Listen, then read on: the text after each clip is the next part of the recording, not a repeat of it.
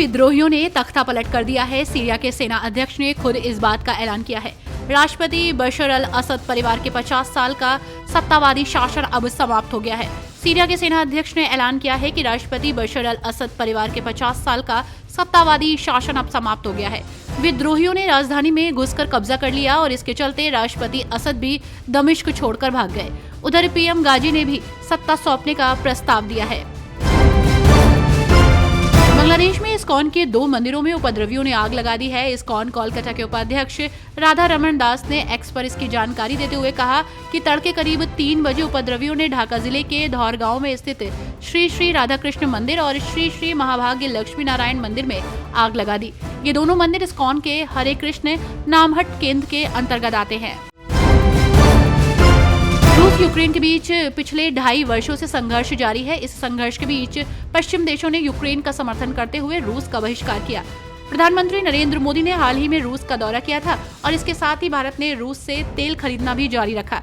रूस से तेल खरीदने को लेकर जब विदेश मंत्री एस जयशंकर से सवाल किए गए तो उन्होंने इसका करारा जवाब दिया। उन्होंने पूछा कि क्या विश्व के पास भारत की ऊर्जा आवश्यकताओं को पूरा करने का कोई बेहतर विकल्प है।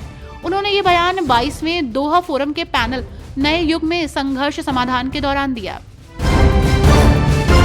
पाकिस्तान के खैबर पख्तूनख्वान प्रांत में 2 दिनों में 3 अलग अलग अभियानों के दौरान कम से कम 22 आतंकवादियों को मार गिराया गया, जबकि 6 सैनिक मारे गए।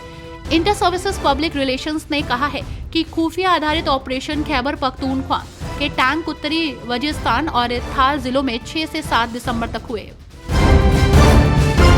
नीदरलैंड में एक रिहायशी इमारत में हुए तेज धमाके में 5 लोगों की मौत की खबर है। इमारत के मलबे में भी लोगों के दबे होने की आशंका है। हादसे में मृतकों का आंकड़ा बढ़ने की आशंका है। धमाका रविवार सुबह स्थानीय समय के अनुसार करीब 6 बजे हुआ। ऐसे में धमाके के बाद इमारत में आग लग गई। नीदरलैंड की जांच एजेंसियों ने बताया कि धमाके और आग की चपेट में 5 अपार्टमेंट्स प्रभावित हुए हैं। पुलिस ने घटना को लेकर लोगों से जानकारी देने की अपील की है। सीरिया के घटनाक्रम पर अमेरिका ने प्रतिक्रिया दी है। व्हाइट हाउस में कहा गया है कि अमेरिकी राष्ट्रपति जो बाइडेन सीरिया में हो रही अप्रत्याशित घटनाओं पर नजर रखे हुए हैं। इधर सीरिया के प्रधानमंत्री मोहम्मद गाजी अल जलाली ने कहा कि वो दमिश्क में ही मौजूद हैं और लोगों के हित में काम करने के लिए तैयार हैं। सोशल मीडिया पर जारी एक संदेश में उन्होंने कहा, सीरिया एक आम देश की तरह बन सकता है जिसके अपने पड़ोसियों और दुनिया के दूसरे मुल्कों के साथ अच्छे संबंध हो। फ्रांस की राजधानी पेरिस में स्थित नोट्रे डेम कैथेड्रल चर्च फिर से खुल गया है।